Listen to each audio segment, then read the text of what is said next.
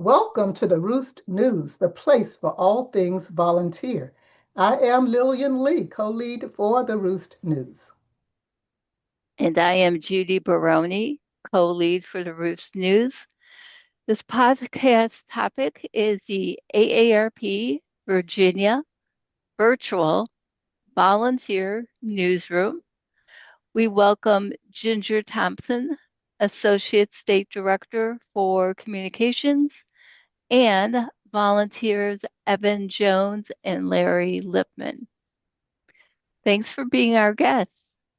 Thanks for the opportunity to tell our story. Thank you. Good to be here. Very good. And I am sure the virtual volunteer newsroom, that's going to be a little difficult to say, has much to offer volunteers. Before you share your story about this program, I ask each of you to share a little bit of information about yourselves and your position with AARP. How long have you worked, or how long have you volunteered with AARP, and why this is important to you? All right, I'll start out. And by the way, we call it the volunteer newsroom for short because the virtual volunteer newsroom is. But I'm Ginger Thompson. I'm the communications director for AARP Virginia. I've been with AARP for 21 years and counting. I've been here in the Virginia State Office since 2009. And I think that the virtual volunteer newsroom is important because it enables us to tell the AARP story to more people across the state and let everyone know what is happening in their community with AARP. Evan, you want to go next? Hi there. I have been with AARP for, about 16 months now. Started in March of last year, so I'm still a newbie. I spent close to 50 years in broadcasting, radio and TV, on air, off air, management, and just wanted the chance to keep on reporting and telling stories. I'm Larry Lipman. I was a newspaper reporter for about 40 years, and then I became an editor at AARP. I was an editor for AARP, the magazine, and I was executive editor for state news for AARP, the bulletin, and that's how I got to know Ginger and other state communications directors. And after I retired 6 years ago, I wanted to keep my hand in, and I heard about the volunteer newsroom, so I decided to volunteer. Started off reporting, and then I moved into editing because I thought that I could be more helpful there, and that's what I do. And we're glad to have both of you. Thank you so much. Yes, what experiences you have, what great background you have for this particular newsroom. So Ginger, Larry, and Evan, thank you for sharing a little bit about you all, your background. But let's get back to the virtual volunteer newsroom. How did it get started? Why a virtual volunteer newsroom? Give us a little background information about the impetus for putting this into motion. Okay. Yeah, we developed the volunteer newsroom to create a team of volunteers who function as a news organization, covering the events and programs that AARP staff and volunteers are doing out there in the community, because we wanted to be able to tell the AARP story and spread the news about what AARP is doing, because otherwise we wouldn't be able to do that. So it really spreads our reach. And the way it got started is we had one volunteer doing promotions in ahead of events to promote the events ahead of time, and it just grew from there. We turned into having reporters, having editors, photographers. Great, great. So with all of that in mind, who was your intended audience for this when you came up with doing this newsroom? What was your audience intent?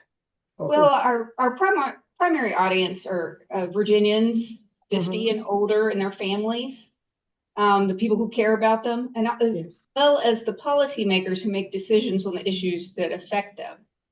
As we wanted to let more people know what AARP is doing in the community and on the advocacy front also. Okay, great. Great. Thank you for sharing that. So the purpose is to keep the volunteers, the community informed of the AARP Virginia State Office activities, which is, great for sharing this information. However, to prepare for a story, what roles, positions you have in place to support this program, such as newsroom staff? Well, the entire newsroom, other than myself, are volunteers. So we have reporters, editors, photographers, and we have one person who does double duty as both a reporter and a promoter. And we're looking for more promoters. We want more promoters in other parts of the state who are familiar with their area and what's happening with ARP in the specific communities. So the reporters cover ARP in person and virtual events, and then they write the stories about the events and talk to the people who participate, learn what they took away from the events. And they also do feature stories about ARP volunteers, ARP chapters, community organizations we work with. They interview people who are affected by our advocacy issues. And Evan's recently been working on a video project interviewing people about the importance of Social Security. So, Evan, would you like to talk about that a little bit? Well, I got 1 out of 2 pretty much in the can, as we like to say. What's been satisfying and rewarding to me is the chance to meet people either in person or virtually and tell stories. So the person I've spoken with so far, like almost everyone, just has a really interesting individual story. Does not have any retirement savings other than Social Security. And so obviously, its future and stability are very important to her. And just to try to tell that, but to find ways, I've worked hard to get photos from her and find some other video and still photos just to make it more interesting and compelling to see. Right. We really appreciate it, Evan. This will be part of our 90th anniversary celebration of Social Security. Great. And Larry is our editor. So, Larry, you want to talk a little bit about that role? Well, one of the important things to know about the volunteer newsroom is that most of the volunteers are not trained news professionals. Very few of them, Evan's one of the exceptions, has a news background, but they're eager to tell the story about AARP and events that they attend. And my job is to try to maintain a professional news type of delivery. So I try to make sure that the stories meet journalistic standards and are edited in such a way as to not reveal any bias on the part of the writer. The idea is to tell the story in the best way we can as a news story. It's not somebody's opinion. And so that's what I take from it. But we encourage people, you don't have to be a professional news person to be a part of the volunteer group. As long as you're interested and you want to tell the story, I can help whip it into journalistic shape. And you do that very well. We really appreciate it, Larry. Great. And it's so great that you all are getting volunteers involved. And that's important. That's AARP's goal, I believe, is to have as many volunteers supporting the AARP way as possible. So when you think about the stories, and Larry, this may go back to you, you're talking about coming up with stories. How do you decide what is a good story for the state of Well, I Virginia? think I think I'm going to kick that over to Ginger because she has a monthly meeting Okay. where they talk about a lot of it has to do with events that AARP is sponsoring. I mean, Yes. they have so many events that AARP Virginia is either sponsoring or being a part of, Yes. and then Virginia has these meetings. Virginia, take it away. Talk about the meeting. All right. Well, as Larry said, we have a monthly assignment meeting at the beginning of every month. And something that might be a little bit unique about this is our associate state directors for community outreach in the 4 parts of the state Mhm. pitch their upcoming events or stories that they want to be covered. And Oh, the volunteers sign up for stories. nice. Sometimes also we have a volunteer program specialist, and he's been working on volunteer recruitment for us. So he has been assigning some stories, and Evan's been doing these lately. Volunteer spotlight stories, a feature story about a volunteer, and then we use that story to promote volunteerism. Great. So the time frame for getting the particular story, having that story in mind, and bringing it to fruition where you're sharing it with the public, what type of time frame do you all have?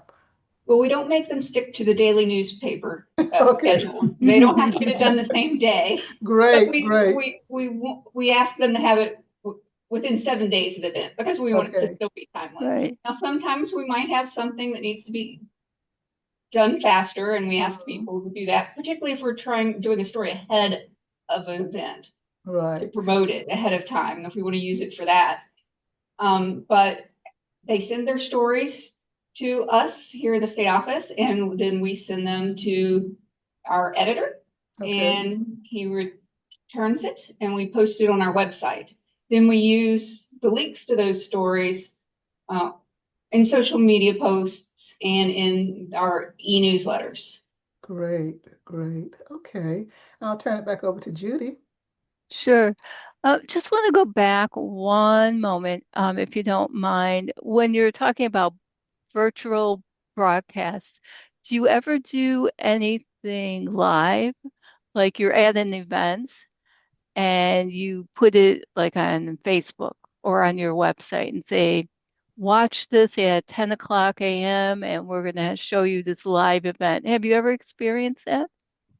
Not for the volunteer newsroom. Hmm. Sometimes we do that Okay. when we're having telephone town halls, or if we have Okay. webinars that we broadcast on particular topics, particularly during the pandemic. Sure. We had live broadcasts on our Facebook page, but we haven't done that with the volunteer newsroom yet. We haven't gotten to live on the scene reporting, but Okay. that could be next. All right. Okay. Very good. So you mentioned that sometimes AARP Virginia will do events with others in the community partners. If someone in the community wants to pair up with AARP Virginia, what's the process? Well, typically, a community organization will, if they contact the state office, or our associate state directors for outreach have good relationships with all the organizations, nonprofits, and so forth in their area. But the organization will reach out to us, and we put them in touch with their associate state director for community outreach, and they're part of the state. And then those associate state directors make a decision about how they're going to work with the organization. Perhaps it might be sponsoring an event or hosting something with a particular community organization. And then lots of times we may write a story about the organization and what they do, particularly if they're new to us.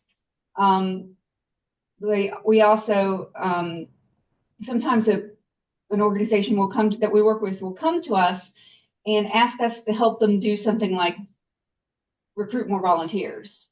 Mm-hmm. And Larry has done at least one story about that for us with volunteer people providing transportation. Right. For an organization. You want to tell us a little bit about that, Larry? Well, that was a story where people helped those who could not drive themselves, and volunteers throughout the community. They didn't have to be AARP members, but a lot of them were. Would pair up with people who needed rides to usually a doctor's office or shopping or something like that. And so we did a story on that. We did a little bit of video with that. But that's the kind of thing that we will try to highlight. Some of the stories are about events that AARP solely sponsors. Others are with joint community partners. We did Virginia treasures. A lot of times they would focus on a historic building or some kind of a site and talk about that. Others are about uh, times when there are events such as a wellness event or a grandfather or a grandparents' day, and we talk about what happened there. Very good. Yeah, the importance of community partnerships, definitely getting everybody, the volunteers, the citizens within their community together is great. Yes. Yeah, that's great that you all are mentioning stories because our next conversation was going to talk about a story that stands out in your mind. And I know we talked about Evan doing the 90th, getting ready for the 90th Social Security birthday. And Larry mentioned about people getting rides to different locations. Is there any story that stands out in your mind that was so overwhelming that you couldn't get enough of people saying thank you, thank you, thank you for sharing that particular story? Any story stand out in your mind? Well, the one that immediately comes to mind is actually a story that Evan did about a fraud victim in Roanoke. Mm, That was very compelling, and I yes. think it really tells the story of what happens when someone experiences fraud. Hmm. Evan, I don't know if you want to talk a little bit about that story. Well, the interesting thing there to me um, is that in I don't know how many years of covering stories and doing stories on fraud, Hmm. rarely, if ever, actually spoken in person with somebody who would tell their story to me directly. It was just sort of happenstance. She was I was covering a meeting on fraud, and Hmm. our presenter talked about a particular case where someone had lost $20,000 to cryptocurrency Mm. swindlers. And I just happened to be near him afterwards when she came up to him. She was in the audience and said, I was that person. Oh, Oh, So wow. at that point, I kind of changed my plans for that okay. story. And started all, just basically started afresh with her. She was very forthright and forthcoming, and it provided an excellent opportunity, I believe, to just provide one person's experience. And this person was still active, Mm. had a job, um, and it's not it's not your stereotypical victim that you would picture maybe of for lack of a better word, feeble mind. Hmm. I think she was surprised as everyone else, but she talked about how amazingly, um, I don't know if believable is the word, but something like that, these fraudsters were. Yes, that's a topic that is so prevalent now. And I know AARP has a lot going on with the do-it-yourself workshops in making sure that not just the volunteers, but that the public in general is interested, those who are interested, those who may not be interested, but need to be interested because fraud comes in all forms, shapes, and colors. So thank you for sharing that, Evan. Yes. With any type of feedback you do get, do you ever do um, like an evaluation of it? Do you say, oh, this story worked great and we're real proud of it, and maybe another story just didn't hit it on the mark or wasn't as compelling, lack of a better word? How do you do that? How do you determine what stories are a success and maybe others you need to work on a little bit more?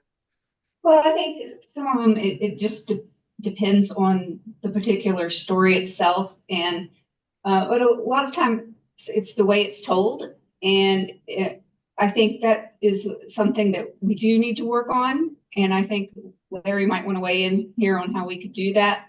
But looking for ways to expand and improve and help our volunteer reporters learn more about telling the story, about picking up on those nuances like Evan was talking about with the Mhm. just happening upon someone that is a story. Recently, I was at an event where we were sponsoring tours of the Air and Space Museum, actually. I was just there to take pictures and talk to some of the participants just to provide some support. And a woman who was a caregiver was asking our volunteer at the table some questions. So I found her and took her aside and talked with her, and she's going to be one of our caregiving storytellers. Excellent. So Very good. so I think that there are lots of ways that we can grow and improve. And one thing that we would like to do is really expand our use of video. Evan has been doing a good job, and we have another one of our volunteer reporters who has been doing video, but I think that we need to do some more training and helping people feel more confident with being able to take video with their phones, so that we can use those on our website and on our social media. Just help them learn, how to approach someone and talk to someone and interview them. I think that that's something we really need to work on. Larry, did you want to provide any thoughts on? Well, we had a volunteer meeting a few years ago in Richmond, and I gave a talk on sort of journalism 101, sort of the basics on how to cover a story. I think we've gotten some new volunteer reporters since then. I think it's always good to refresh our knowledge base. We also have been, and I think we've been very successful. As I said earlier, you don't have to be a professional journalist, but Ginger's done a good job of recruiting journalists. I mean, being in Richmond, she runs into a lot of reporters from all over the state who often descend on Richmond as the state capital. And she has her ear to the ground when journalists are about to retire or transition from their day job and are looking around. And so she's tapped into and gotten several volunteers. And I think the quality of our writing has improved because we do have several other former journalists who are helping out. But as I say, you do not have to be a professional journalist in order to be a volunteer. All you have to do is be enthusiastic and be willing to put yourself out there and take constructive criticism. Right. I agree. And yes, so one of the ways that we have recruited volunteers is through the Society of Professional Journalists chapters. Also the writing clubs. We've reached out to writing clubs too, to try to find volunteers who have background in writing. And also, Larry mentioned his Journalism 101 class that he's taught. Well, there's a video of that class that is in the volunteer portal. And when we recruit a new volunteer to our volunteer newsroom, one of the things that they must accomplish before they start volunteering is to watch that. It's a webinar, taped webinar. Cool. So one of the things about our volunteers is that there's a real range of diversity of backgrounds, of race and sex, and so I think a lot of people, bring their experience and their point of view into covering it. I don't want them to put their point of view in the story necessarily, but as a result of this diversity, we're able to do stories that maybe weren't done before. And I really think that that's a good thing. Yes, yes.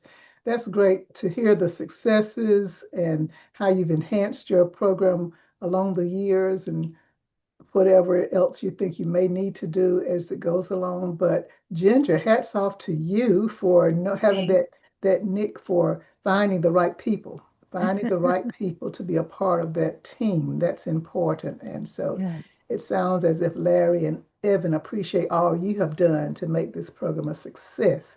So thank you for that. And as we look at your successes, there are other state offices. The purpose of the Roost News podcast is to have other state offices, staff, and volunteers to listen and to learn and to reach out to each other. So if another state office is interested in having a virtual newsroom, what would you tell them? Well, I think one of the things that I would say is not to rely upon your existing group of volunteers to try to also ask them to do double duty as a reporter. And we have volunteers who do that, but over the years, we've seen more of them either being more interested in the other work that they were doing for AARP or something else. And if I were to do it over again, I think I would create a whole new team of volunteers and use some of the tactics that we've used to try to get retired professional journalists or people who have writing experience. We have a great group of volunteers, and I've had 2 inquiries this week from people. One who actually is a retired journalist, and one who is not, but does have writing experience. So, but that's what they want to do. They want to be on the volunteer newsroom team, and I think that's important that be their priority when it comes to volunteering. And sometimes bringing someone into the volunteer newsroom, they start observing all the other events and activities and programs that AARP does, and they want to get involved in AARP in another way. So even if it doesn't work out for them as part of the volunteer newsroom team, they still stay with AARP, volunteering in some other capacity. I'm sort of testimony to that because in addition to doing the newsroom, since I've learned about it, I've also become a volunteer in the Speakers Bureau.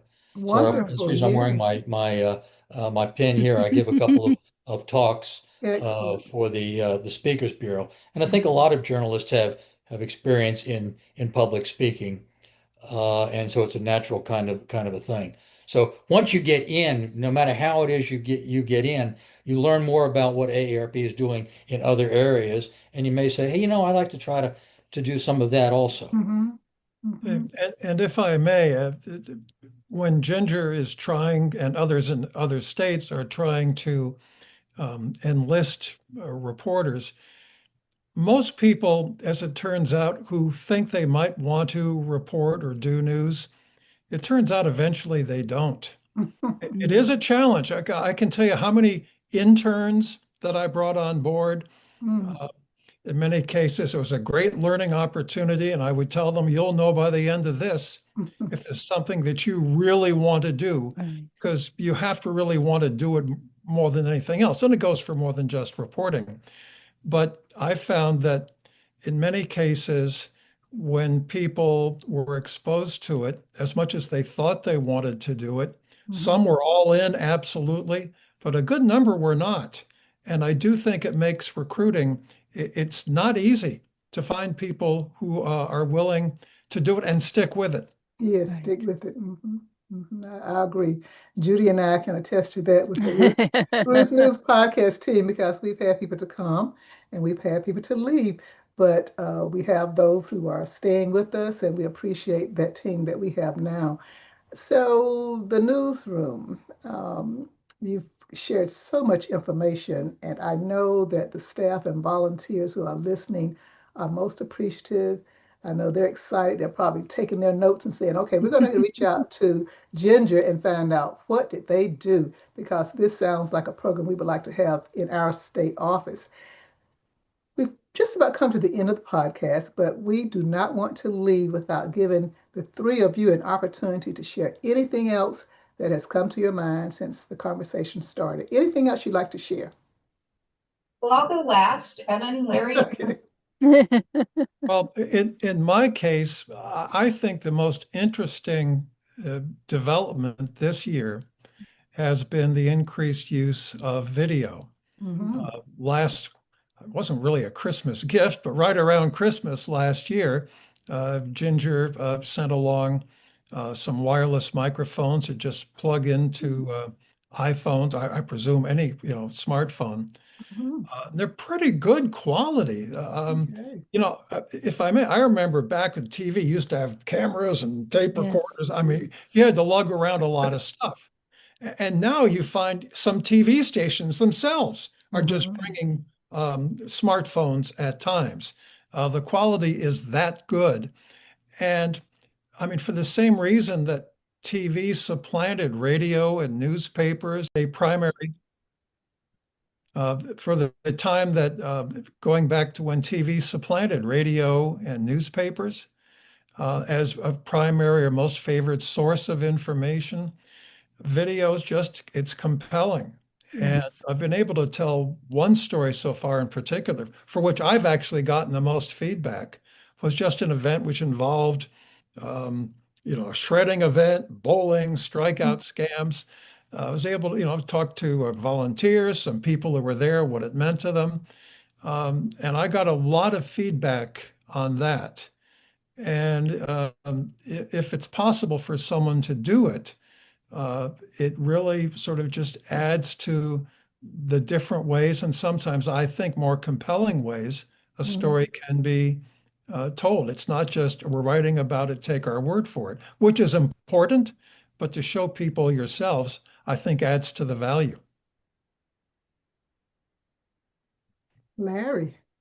Well, you're asking about how to start it up. I guarantee that every state communications director has a list of contacts of journalists who are coming through the state, and they know journalists who are retiring or are looking for other things to do.